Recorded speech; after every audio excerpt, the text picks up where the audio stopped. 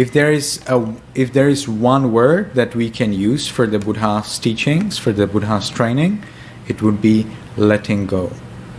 If you can let go of this body and mind, through wisdom, of course, then that is Nibbana, that is enlightenment. You know?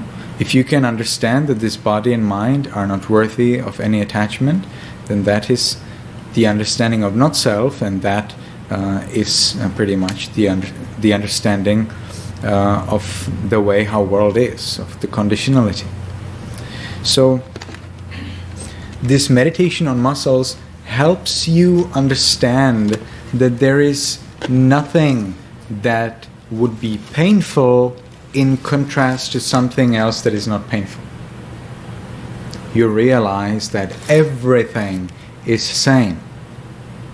Everything is same in the fact that it is impermanent, unsatisfactory, and not self.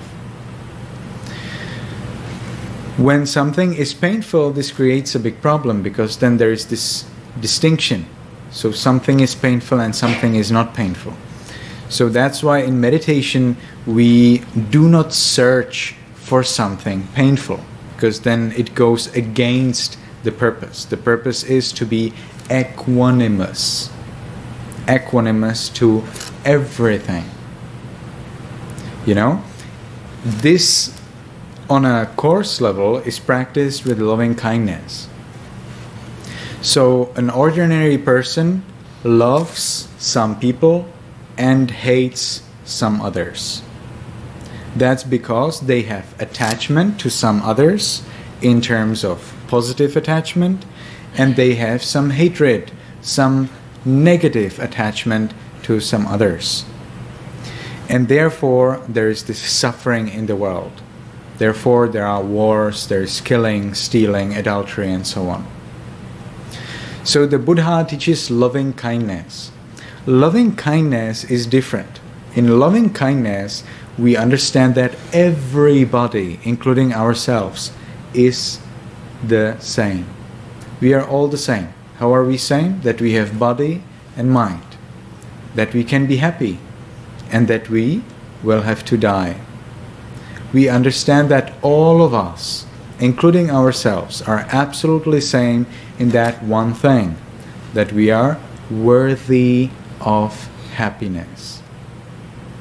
But to understand that even the child rapist, or even the murderer, or even the one who deceives us, or even the robber, that they are worthy of the ultimate, the most powerful, the most loving kindness, we need to gradually progress in observing the things as they are. And the same thing is with pain. So when you are observing pain, you need to understand that there is pain everywhere, not just there where you feel it right now.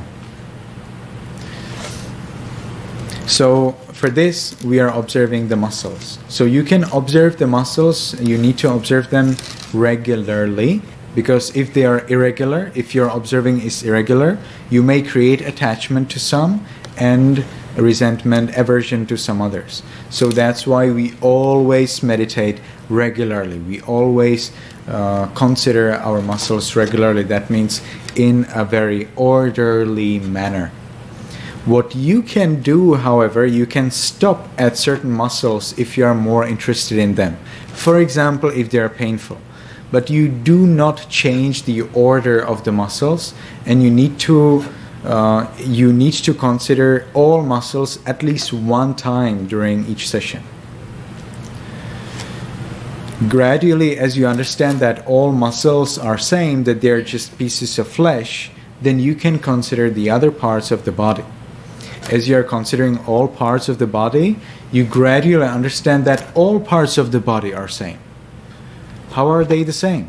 They are the same because they are impermanent, unsatisfactory, not self. When you see that all of this body is impermanent, unsatisfactory, not self, it's easy to detach from it, because there is no aversion, no greed. Right? Then you consider the mind. When you are observing the mind, you observe the mind as it is impermanent, unsatisfactory, not self. then you understand that both this body and the mind are impermanent, unsatisfactory, not self. Both of them are equally worthy of detachment. And when you equally detach from these two, there arises enlightenment. So when we are observing pain, we are not observing pain to understand that something is painful. We already know that.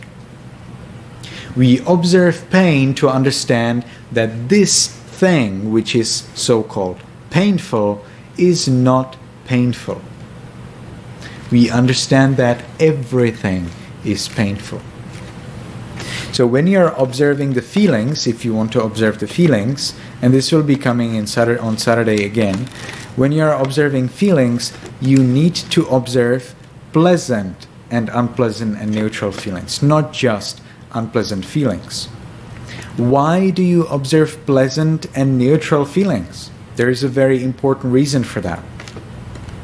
You observe your pleasant and unpleasant feelings in the body to realize that they are also unpleasant. Everything that is pleasant in this world is an illusion. In fact, everything is unpleasant. This is extremely deep Dhamma. The Buddha even prohibited to teach this Dhamma to somebody who doesn't have deep wisdom, because it causes a lot of misunderstanding. So the Buddha, however, teaches Panchupadana Khandha Dukkha.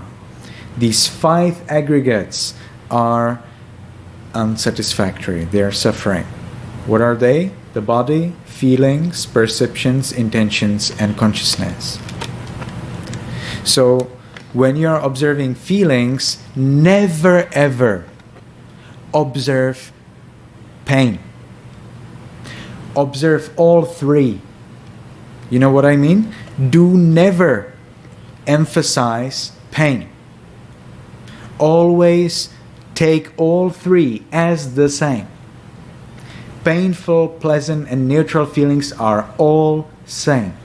How are they same? They are impermanent, unsatisfactory, not self. If you just observe painful feelings and you don't care about pleasant feelings, it is very difficult to get the right wisdom. If you just observe pleasant feelings, of course you will not be able to understand the painful and the neutral ones. You need to observe all 3 as the same. You need time to understand it. You cannot know it now. But painful and pleasant and unpleasant feeling in the ultimate sense are absolutely same. Again, how are they same? Because they are impermanent, unsatisfactory, and not self. And the task is to see that and to destroy all aversion toward pain and to destroy all greed for what is pleasurable. In this practice, when we are observing the muscles, I do not expect any particularly painful or pleasurable feelings.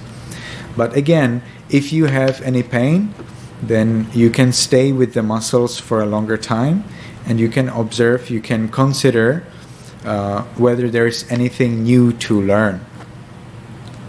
When it becomes boring or when it stops to be painful, then you continue to another muscle. But it needs to be orderly, so you cannot jump from muscle to muscle. Let's say you are relaxing eyes, but you have pain in your knee. In that case, you are not allowed to observe the knee, because then you would emphasize the knee over the other muscles. That's not right. So you observe all of the muscles to gradually understand that they are just pieces of flesh. So it's like when you have, we are here eating vegetarian and I'm vegetarian, but this is to understand the flesh thing. So if you have chicken meat, if you have chicken meat, then if you have the chicken limb, or if you have the breast, or whatever is the part of the chicken meat, it's always called chicken meat. It's just chicken meat, nothing special. Okay, it's breast. Okay, it's the thigh or whatever you call it, but it's still just meat. It's still just chicken meat. You know?